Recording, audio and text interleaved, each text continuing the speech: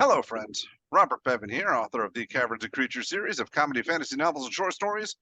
With me is Sam West, and today we're talking about a new feat from Bigby Presents the Glory of the Giants, Rune Shaper. Indeed, this is straight from the book because it's probably not that accessible on the internet right now, but it might be. Who knows? Google around, you'll see what you find. Rune Shaper is a prerequisite of the spellcasting feature or the Rune Carver background.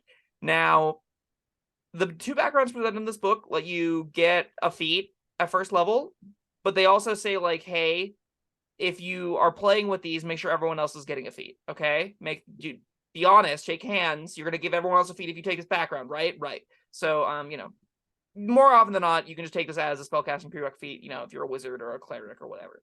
All right, so it's just telling you willy-nilly just hand out feats. Yes, there's a section in the background that says, if you want to take this, talk to your DM and make sure everyone gets a first level feat.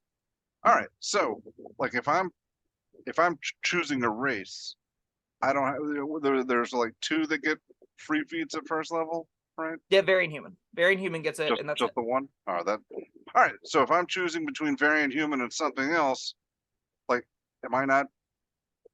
I don't get two for Variant Human then. No, but these are backgrounds. They're in addition. So, Right. like, normally you'd be like a human criminal. Now you could be a human raised by giants, and a human raised by giants gets their Variant Human feat and the giant strength feat. So you do get two. Yes. All right. That was my question. So. Oh yeah. Yeah. Because it's in the background instead. And well, again, right. like no. Sorry. That's kind of my question. I'm talking about the other players at the table. Because they all just get one. Right. Even unless if they're Variant Human. If they're Variant Human, they still get two. Ah. Well, again, this is. I'm looking for a reason not to be Variant Human. There isn't one. This is poorly handled because there aren't rules. It's just kind of like text suggestions. It's not important because we're talking about a feat. We're talking about Rune Carver. So yeah, just ignore the background stuff and take it like a regular feat because it's pretty fine. It says again, you have the prereq of the spellcasting feature, which I think means this doesn't work with warlocks. Oh. Huh. Anyway, you learn comprehend, it says this. I'll just read it. You've studied the magic of giant runes, granting you the following benefits. Comprehend languages. You learn the comprehend languages spell. You can cast this spell without expending a spell slot and must finish a long rest before you can cast it in this way again. You can also cast the spell using spell slots you have, which is new text they added that's very meaningful. Sure, free comprehend language. It also says this, Rune Magic. You know a number of runes equal to half your proficiency bonus, rounded down, chosen from the Rune Spells table. Whenever you finish a long rest, you can inscribe each rune you know onto a non-magical weapon, armor, piece of clothing, or other object you touch. You temporarily learn the first level spell that corresponds to the rune you inscribed as specified on the table, and you know those spells until you finish a long rest when the rune fades. While you're wearing or carrying any rune-marked object, you can cast the spells associated with those runes using any spell slots you have. You can also invoke a rune inscribed on an object you are wearing or carrying and cast its associated spell without expending a spell slot or using material components. Once you do so, you can until you finish a long rest. Your spellcasting ability is Int, Wiz, or Charisma, which you choose when you select the feat. But the feat doesn't give you a bonus to those like a lot of the other ones do. Each time you gain a level, you can pick a new rune. Sorry. Okay. You can, when I say pick a new rune, switch a rune you know for a different one. Because you get more runes as you get bonus proficiency, which is unfortunate for this feat because it means if you're taking it at 4th level, you get none because it rounds down, which is a bummer. So you just get comprehend language until you get a proficiency bonus bump. But that happens at 5th level anyway, so it's fine. Okay. Oh no, that's not true. You start with 2.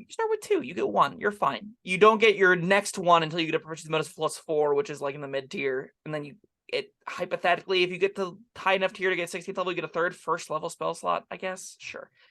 It's a little bit hamstrung. The runes you get are all associated with a cool little. They have little flavor attached to them, but they all just come with the first level spell slot. So, for example, the Cloud rune gives you Fog Cloud. The Friend rune gives you Speak with Animals, which is really cute. The spells that are available to you are Fog Cloud, Inflict Wounds, Chromatic Orb, Disguise Self, Burning Hand, Speak with Animals, Armor of Agathis, which is neat. Well, it would be neat, but I guess you can upcast it. It doesn't matter at this moment. Goodberry, Longstrider Command, Entangle, Sanctuary, and Thunderwave. So we got a long laundry list of like 10 spells. You get one of them. This is a long route to get to what is functionally Magic Initiate. Yeah, and but slightly worse. Not nearly as good. Yeah, slightly. Yeah, you don't get cantrips. instead you get comprehend language, and then hypothetically in the mid tiers you get a second one of these. I mean, can't you get find familiar with Magic Initiate? You definitely can. Yeah, well, that's you can't with this. No, you can't with this. And also, like, this gives you 2 ritual spells that you don't get ritual casting for. So that's a bummer. So you like need ritual casting on top of it for those to get their benefit effects. Otherwise, you're just like spending a spell slot or spending a learn spell on Speak with Animals, which you don't really want to be doing. Speak with Animals is great, but it's not a spell you want to spend spell slots on. So, you know, that's not amazing. Unless you want to talk to everyone and everything, because you can comprehend languages too. Yeah. I don't know if this... big old conference. Oh, yeah. This spell didn't need to be a novel, but it is, so... This feat. Sorry, yeah, that one. Yeah. I thought it was longer because it is so... I thought it was something different because it was so long. I don't know if this is better than any of the other existing spell feats, and that's, you know, obviously to its detriment. I don't think it needed to have this kind of gate as far as utility goes. I honestly think you could have just said you get 2, and I'd have been like, that's pretty solid. Because we have Shadow Touch and Fey Touch, they give you 2nd level spells, but they're going to lock to that 2nd level spell. So there's not a flexibility, that's worth something, right? I think this really undershot the bar on like how powerful it was allowed to be. Magic Initiate doesn't get an ability bump, but Shadow Touch and Fey Touch do. Yeah. Right? Yeah, well, yeah, I'm comparing it to feats that give you spells and ability bumps. This does not give an ability bump, and it is worse than both of those for those reasons. Well, and the spell selection. I like some of these spells. I like Fog Cloud well enough. I like Armor Vagathis well enough, especially on characters that are like late singers, where you want to do like put a 5th level slot into it and soak a bunch of damage and reflect it and stuff with a ridiculous AC. But do you like it enough to get it from a feat, or to get it from this feat? Because I think you can get most of these from other feats, right? All of these from other feats, yeah. Yeah. Magic Initiate gives you access to any one of these. Right, there you go. Unless, am I crazy? Armor Vagathis is a 2nd or 1st level spell. It's a 1st level spell, right? I think so. Yeah, because it upcasts to, yeah. All right, I'm double checking that. According to your site, it's a Chilling Disappointment. And yeah, it's a 1st level abjuration spell. So yeah, you can get this through Magic Initiate. Which, you know, it is hard to say a feat is bad whenever we look at Magic Initiate and go, oh, this is just a worse version of that. And this definitely is a worse version than that. I don't think getting any 2 of these is better than any 1 spell of your choice, especially whenever you also are getting 2 cantrips immediately. This is giving you Comprehend Language, which we're kind of glossing over, but like, it's Comprehend Language. It's nothing. Comprehend Languages isn't anything, right? It's a little cute flavor thing. I've had it on a character once. At some tables, not any that I've ever played at. Yep, I had a character that was a zoologist that had the spell in his spellbook literally so he could justify his existence on the ship as the zoologist and translator. He was the anthropologist kind of like role in the table. It never once came up outside of roleplay, not once. And in roleplay, it was just like my job. And it's a thing that I did whenever I was DMing and I had to put that character somewhere while I ran the adventure for other people, right? And that's like best use case comprehend languages. So yeah, there's nothing that even builds out of this. I think it's rich in flavor, and that's kind of it. And if you like it for the flavor and you want to inscribe runes on things, that's fine. And it'll still be a 1st level free slot. That's not the end of the world. I think, honestly, as a background feat specifically, this hits the mark pretty well as far as what I would like be fine expanding the power of 1st level characters to include and encompass. Yeah, it is not good enough to justify a feat, I think, any other time, though. You've got so many better options. You know what, Sam? You don't need this. As we say often on this channel, flavor is free. I'm taking Magic Initiate and saying it's runes. Sure, that's as valid an option. I mean, Magic Initiate, there is one meaningful difference. You can cast these, so if you want your build to be the Armor of Agathis build, and you want to cast it more than once, you do need this feat to do that, whereas Magic Initiate can't. Magic Initiate can only ever cast it with the 1st level slot. So that's an amount of meaningful difference. There will be a small window where you will take this over Magic Initiate. You really, really, really have to build around like Armor of Agathis or Inflict Wounds or